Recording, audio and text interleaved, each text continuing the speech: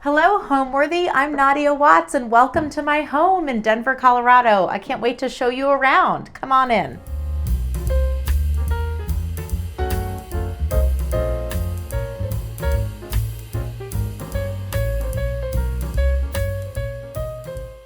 You're watching Homeworthy, where we believe every home has a story. Hi, my name is Nadia Watts, and I'm an interior designer. Right now, we're sitting in my living room in Denver, Colorado, in a English Tudor-style home that was built in the early 1940s.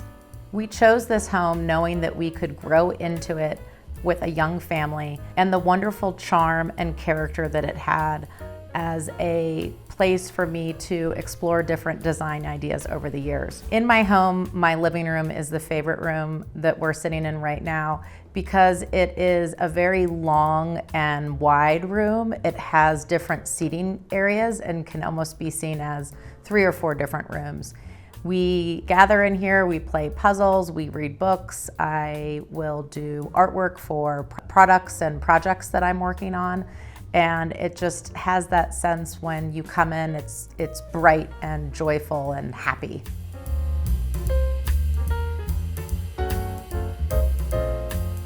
Welcome to my living room. I'd love to show you around. There's many things for us to explore and look at. Here we have kind of my foyer table, and I have this beautiful hall table that I found at a local kind of antique vintage store. And I've paired it with these contemporary cartel lamps and cartel stools. I love the juxtaposition of the smoothness of the stools against the lines of the table and other straight lines here. Also on the table, I have a beautiful kind of chalk drawing that was a friend of my grandmother's that I love the abstract element in there. On the table, we have a few pieces from the lacquer company. I love the two-tone color of this tray. It brings a little bit of interest. We'll see another one in another color in the other room. And then this amazing etching that is has gold and all of the colors that you're going to see in this space. It's a piece that I was drawn to and originally had it in a different room in the house. And then as this table kind of came together over the years, this is exactly where it needed to be. Here we have 3 glass blown shirt collars that my uncle Rodman Miller had blown originally for the Neiman Marcus in Seattle, where you would hang necklaces on them. And I love just the shape. There's a little bit of the organicness of his touch. And I just love how it creates a little bit more interest here. Then, another piece of glass, we have here just a twisted knot that I found on Cherish. And then a variety of books. I love my home books, and they're kind of all over the place that you see. If you pan down to this rug, this is from Furbish, a store that's in North Carolina. And this, I love the length of it. I love the bold and brightness in it. This was a purchase I did 5 years ago, kind of when we were all purchasing online. Here behind me, I have one of a pair of wing chairs that I covered in a fabric from my gem collection with Cravat. This fabric is a woven textile. It has a nice, thick feel to it. And I love how the lines and curvature of the chair kind of in comparison with how thick a texture that the fabric has. And this fabric is from the Gem Collection, a line that I designed with Cravat. I also used a little accent of velvet here. I love using velvet in places to just add a sense of texture that you want to touch. And then I also threw on the back of it kind of more of a persimmon tangerine color that it pulls from the depth of the fabric. As we walk around, we're going to come to the sitting area, kind of the main focal point around the fireplace of the living room. This living room has changed in how I've set up the layout. Right now we have it kind of with kind of an open, you come in, the dining room is behind us, and you come into this space being able to easily sit down. This is my seat right here all the time. And the other thing that we've done is I've had the round table that you'll see in a minute in the middle as kind of more of a puzzle work at table. So I love how this living room kind of changes as our family changes. And I think right now I'm most happy with, with this layout. The colors in this seating arrangement all originally came from this Lee Joffa Kelly Wersler fabric that I fell in love with. I pulled it and it literally sat on my desk for, I would say a good year or so, because I needed to pair it with a rug. And it took me a while to find this rug. This is also a Lee Joffa rug, but I didn't find it. I found it when I was at the D&D in New York, and I just love what these chairs do to the space. And then I threw these pillows in here. Again, a little bit of velvet and texture. I always want everyone to feel like they can touch stuff when they're here in my house. And these are Victoria and Adam, a company that is out of the UK. And you'll see I have a few of those around the house. I love the traditional lines of these chairs, but then a more contemporary fabric. Then as we kind of move beyond, this is an Asian chest. You'll see a few Asian antiques in the house that I had purchased from an antique dealer that was here in Denver, who would import objects, and before they would come to the States, they would be refinished. So you have this wonderful kind of depth of color within the wood pieces. We also have another piece by my uncle, a vase. And then here above the mantle, I have a piece by Stephen Bettura, who is an artist here that is, I saw this piece during a photo shoot working, and I had to have it. I love the colors within it. It reminds me of something like blue and white china, but then the warmthness as well. It just it's very intriguing. We've got it at a great time of day with a little bit of light shining on it. Ceramic vases that are hand glazed on the mantle, I recently purchased on a buying trip to Paris. I packed them all in my luggage to get here safely, and I love the curved lines against the straight. Again, that kind of yin and yang of different lines and shapes. Then we have this low French settee with a wood frame. I love that the height stays low in the living room here, and I've paired it with a boucle, a navy boucle, part of the gem collection with cravat, and these beautiful alpaca felted pillows by J.G. Switzer that I found at Jinho in New York at 200 Lexington. So I love, again, playing with the different textures and the different colors. Then we come around here. This is the main window that kind of faces the front of the house. And I have this beautiful round table. It's great to pull up a chair to, read a book, look at. And the evening, I love having this lamp on. It is Christopher Spitzmiller for visual comfort. Here is the other wing chair. We saw the first one in by the foyer table. This is the same material fabric from the gem collection with cravat, but it is more of this beautiful kind of blue. You have a lot of different movement within the colors in it. On this wall, we have two paintings by Stacey McCormick, who is a London artist. I met her while on a Design Leadership Network summit event, and met her during an evening gathering, and went out to see her studio and loved these pieces, had them sent here. You'll see two more in my primary bedroom, but I love just the interest and colors and the texture of them. Then as we come around, I love blue and white, so we have some big overscaled ginger jars below the table, and then on top of the table are a few things, that just, I love the Lacquer Company trays again. This is a round version with two-toned kind of this wonderful deep eggplant. Here we have a Tiffany Studios piece. It's a round pedestal tray that's part of a desk set. This is a desk set design that was my grandmother's. I found this piece at Lilly in Nassau and love that it just brings a little interest. It's part of the abalone collection where you have these little pieces of abalone inlay. Then as you come around, I love a large plant. This one got a little bit out of control. I've tamed it slightly, but I know it needs a little bit of work here. We have kind of a game table / writing table that's from Bunny Williams that I've had my eye on for many years. We're exiting the living room now, and we're going to be going into the dining room.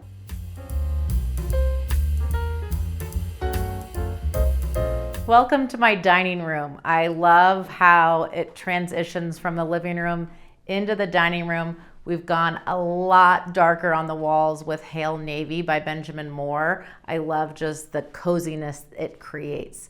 Then the other piece that I find very important into this room is a round table. I love having a round table in a dining room because you can always squeeze one more person in. It makes the conversation for the group a little easier. And I brought the size down a little bit smaller. We used to have a much longer and big dining room table to make sure everyone could fit for gatherings. But now I like this more intimate space. This is one of my favorite corners in the dining room. I have this beautiful piece of artwork by William Lovelace that I found at the Michael Warren Contemporary Gallery here in Denver. And it sits above this antique game table that you fold the top over and kind of flip it around. And then these beautiful kind of very smooth ceramic pieces that kind of create a lot of interest. Again, kind of balancing that yin and yang. What is so amazing with this piece of art is this is ink and glue. And so when we get up close to it, you'll be able to see kind of the depth and interest there. And I love how it pops against the dark wall. We have a stool, and then as we come around here we have a beautiful piece by a friend, Scott Parker, called The Hatch, which are, it's a river with little flies coming off of it. Again, the color within the piece against the dark walls, I love how it pops off of it.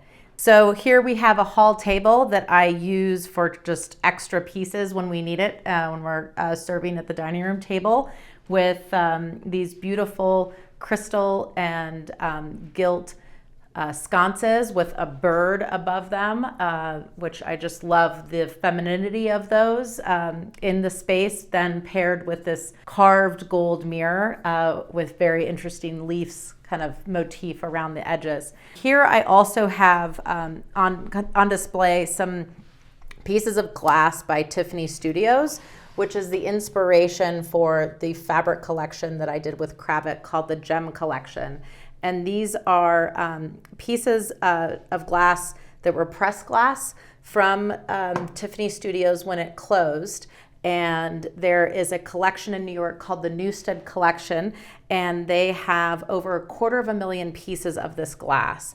And what's so amazing is that the colors, these are over 100 years old, but all of these colors within here are relevant to today because nature was their inspiration. So here we have on this chair one of the fabrics. This is a cut velvet, and so it's wonderful two-tone, kind of the highs and lows of it. It gives a great feeling there, sitting next to the glass right here. So again, I love when people come over, they're able to look at things, they want to touch them. Everyone's free to touch anything when they come in the house, and just creates a lot of conversation points and interest. With the round dining room table, I loved pairing our oval back chairs.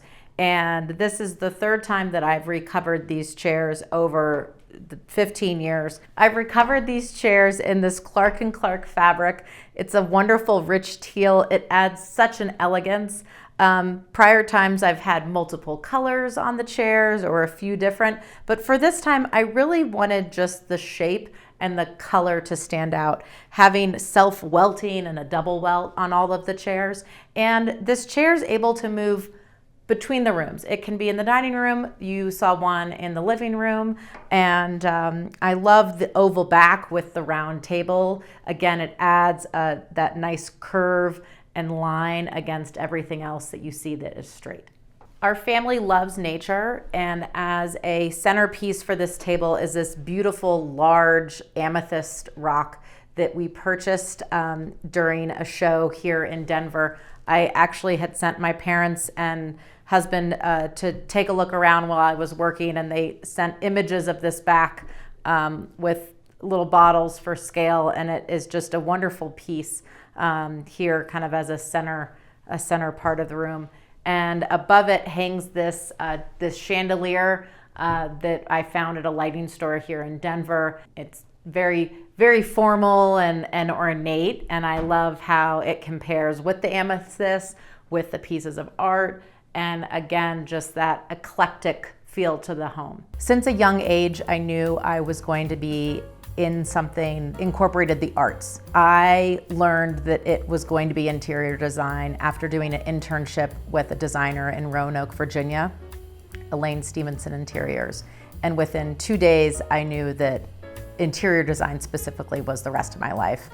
I knew at a young age that I would have my own business and what I pursued. And I came home to my parents, this was during college, and said, this is the rest of my life. I'm gonna be an interior designer and have a business one day. And they, we all chuckled a little bit at the dining room table because it's something that was always a part of my life, and I was always surrounded by it. My parents designed and built the houses that we lived in, which was only 2. So it was very, very specific and very thoughtful design. And we were always looking. There was always the search and observing and taking in the beauty and the things that you saw around you. If that was going to the National Gallery and Smithsonian museums on the weekends with my mother. I grew up outside of Alexandria, Virginia, and we would go to the Smithsonian's and the National Gallery at least 3 of the 4 weekends in a month. And then spending a lot of time in New York with my grandmother, going to the Met and the Guggenheim and the MoMA. Art was something that was very imprinted in me. Also being the great-great-granddaughter of Louis Comfort Tiffany, that is something that's seen through me in the work that I do and the rooms that I design, especially in my own home.